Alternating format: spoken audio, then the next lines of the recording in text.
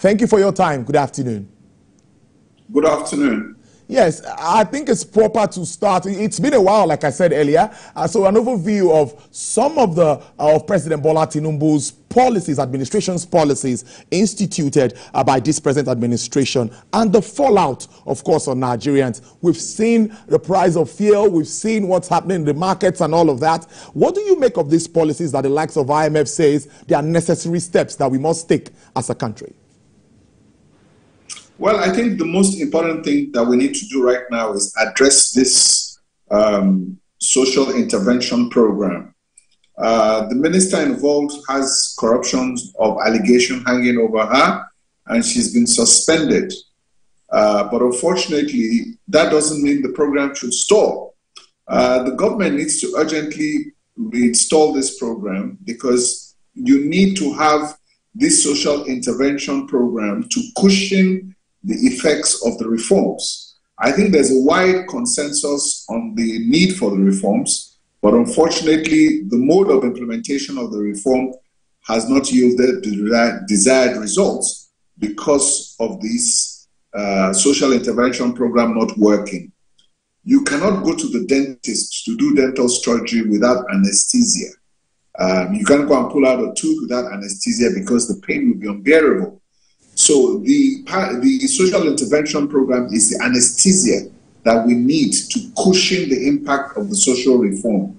The protests and the strikes for 2 days in early August, I think, is a big wake-up call for the government to address the issues of hunger and stomach infrastructure. But we saw in that speech after the protest, when President highlighted some positives. Yes, we'll talk about food. Everyone needs food on its table. But he's talked about increased revenue, talking about 9.1 trillion or something like that for the first half of the year. Revenue has improved. FAC has also improved. And also debt servicing has reduced. How does all of this add up to, of course, impacting positively on the economy itself? Yeah, for the average Nigerian, those are just numbers. It is for us intellectuals that we analyze and have the capacity to analyze those numbers and to begin to make some sense out of those numbers. Yes, the essence of the economic recovery program, is now suffering from fatigue, and it is bogged down in a quagmire. That is the reality of what we see. Yes, you've mentioned some positives in terms of revenue, reduction in debt service, 4.5 trillion of debts of Ways and Means has been paid down, and of course there's been improvement on the fiscal side, which has helped revenue. What has really helped revenue is the foreign exchange differential. But having said that, I think we can also look at some positives on the monetary side too.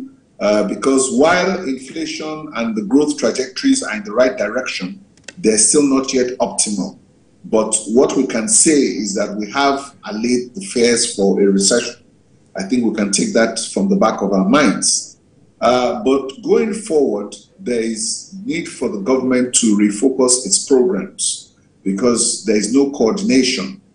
You talk about the debt service reducing by 30%, but we have a debt now of 121 trillion. And this year alone, the budget deficit is going to increase from 10 trillion to about 9 trillion. And it's costing us 8 trillion naira to service the debt. The second biggest line after debt service of 8 trillion is defense and education, which is about 2 trillion each. So you can see that the debt service is 4 times the defense budget and the education budget. So that is why this debt remains a challenge. So it is important now for government to begin to restructure its balance sheet. And when we say government should restructure its balance sheet, what do we mean? Government needs to sell down assets. There are 74 mining assets that the government has for oil production. Oil production is low. NNPC has a balance sheet of 246 trillion naira that we're not optimizing. And we need to restructure that balance sheet to unlock about $50 billion. With $50 billion, government can not only ease the debt burden, but government can also recapitalize NNPC so that we can get production up to 3 million barrels. So we have sustained revenues, and not only sustained revenues, but we also have foreign exchange availability. So that is two very critical things government needs to do, because right now, though we all agree on the reform process, the challenges we have are on the social side with hunger and stomach infrastructure. Which is very important. These initiatives too, many expect, is supposed to drive investment. Right now, President Tinubu is in China again, of course, talking to business leaders and all. And some. Do you think that we're having the right conversations, or what sort of conversations are you expecting also to help drive investment? Because that also remains very important for us. Okay, let me share the scorecard on investment for you. FDI is at an all-time low of less than $1 billion in Nigeria today. Now, the oil industry, 2019 had a high of $22 billion in investments. Today, the investment in the oil and gas industry is less than $2 billion. So you understand the reason why I say these assets need to be offloaded, because you need to be able to free up the operators to be able to go and raise money to fund those things. NNPC can no longer have money to do a lot of all these things. So you need to sell down these assets and let these operators go and raise money and let investors come in. Now, for instance, we heard that the Shell was selling its onshore assets to Renaissance. This was a $1.3 billion deal. And right now, the regulators did not approve that transaction. Now, this is a major blow for foreign direct investments in Nigeria, because, and also for restoring our oil production to not only 2.5 million, but beyond 2.5 to 3 million barrels, to be able to bring more revenue in for the government. So it is important that we send the right signals to the markets, and it's important that we stick with our reform. The challenge we've had with our reform is inconsistency in the policies. So the government needs to go back to the drawing board. They need to rejig the formula, and we need to see more coordinated efforts in terms of doing that. As you said, if you take a look at the macroeconomic indicators, we can begin to see some green shoots. But if we do not step back to go back to the drawing board to redesign this reform process to make it more sustainable, we might not meet the desired objectives. And of course, this will impact investors, because investors are looking to see if we can put in the right policies that will help them bring money into Nigeria. And more importantly, our credit rating abroad is still CAA1, which is non-investment grade. So we need to work on that also. But are we seeing light at the end of the tunnel? These are the questions we should be asking. Getting more interesting. Mr. Adebayo, I'd like us to talk about the downstream of the oil and gas industry. That's where my focus is. The issue of subsidy, neither here nor there, or differentials, or how you want to call it. NNPC says the landing cost is at this price. Government is saying you have to sell at this price. And we are supposed to implement the PIA. So I'm stuck here. How do we put this together and get the positives of the PIA? Well, I think the PIA is very clear on what it says. And the fact that the NNPC is a limited liability company now, I think helps a lot. So what is clear now is that with the NNPC accounts, we've seen a significant level of transparency. So as far as subsidy, NNPC now calls it under recovery. But if you also take a look at the Petroleum Industry Act, it puts NNPC's role as a strategic asset for energy security in Nigeria. So in that role, NNPC has several obligations to the federal government of Nigeria. First of all, the obligation is that they must pay royalty and taxes directly, and 80% of their revenues from the profit must come to the Federation account. Unfortunately, this is not happening. So that has to start happening to start with. We can't begin to talk about under recovery or over recovery. There is subsidy. There is still subsidy because the landed cost, as you said, is higher than what the pump price is. And the calculation from this year is that the subsidy estimates would cost the government close to 4 trillion, which is why I've said it's going to increase the deficit for the government for this year. So government is not balancing. That is why I've recommended that it is long overdue for government to sell down those assets to raise 50 billion. So government needs to raise equity from somewhere else and put it into this to be able to plug the gap. So the issue of subsidy still remains.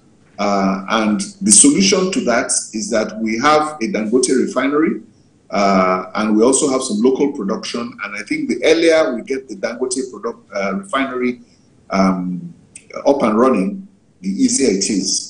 You talk about the landed cost of fuel being about 1,100 naira. So the advantage the Dangote refinery should give us is the fact that the cost of bringing petroleum products to Nigeria from Europe to our shores, we should be able to eliminate that cost significantly. Not that there will be no transport and logistic costs, but it shouldn't be as significant as what it is. So we need to calculate those savings. And we need to liberalize the PMS sector as we have done with diesel and we have done with kerosene.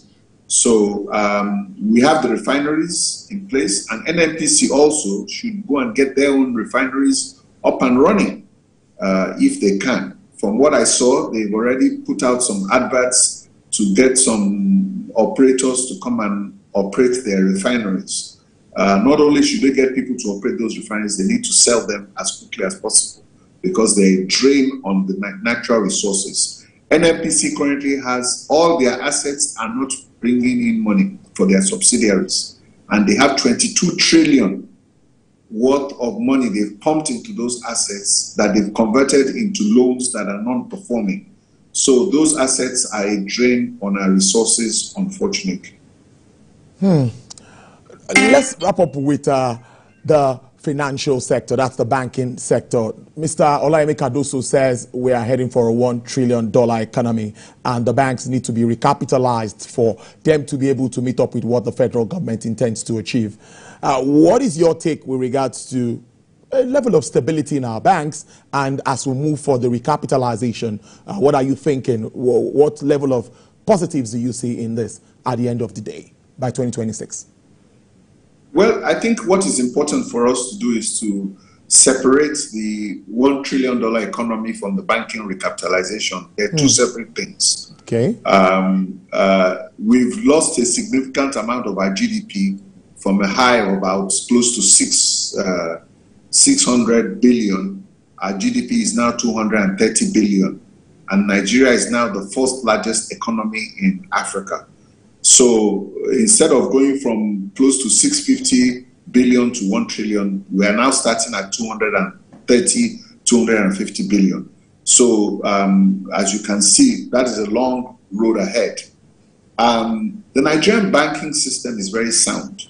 And I think that from the recent start of the capitalization exercises, the banks who are going to the market have been very successful. A few of them have been oversubscribed. And I think in terms of the banking recapitalization, that's always a step in the right direction. So the problem of the Nigerian economy is not the banking system. The banking system remains very sound. What we need to work on are the policies of government, where we need to focus on government expenditure. Money supply has hit 100 trillion, 75% increase from last year. The impact of that, the 32 trillion, 35 trillion ways and means have impacted the economy negatively. And that is why we now have a very high interest rate regime in Nigeria. So we need to restore the macroeconomic environment to a more conducive environment that will stimulate growth. In 2013, 2014, when we had inflation at close to 11% and interest rates were around 15%, the Nigerian economy grew by over 8.5%. So we need to return the fundamentals of our economy back to that situation whereby we can see sustained growth of 8 to 10% per annum. When you have that, then Nigeria can thrive, and then you can take out your 135 million population that is in multidimensional poverty, take them out and create a viable middle class. Until then, our population is going to be a liability instead of an asset that has purchasing power to stimulate economic growth. Interesting conversation as usual. Mr. Adetilewa Adebajo, Chief Executive Officer at the CFG Advisory. Thank you so much and have a great weekend. Thank you.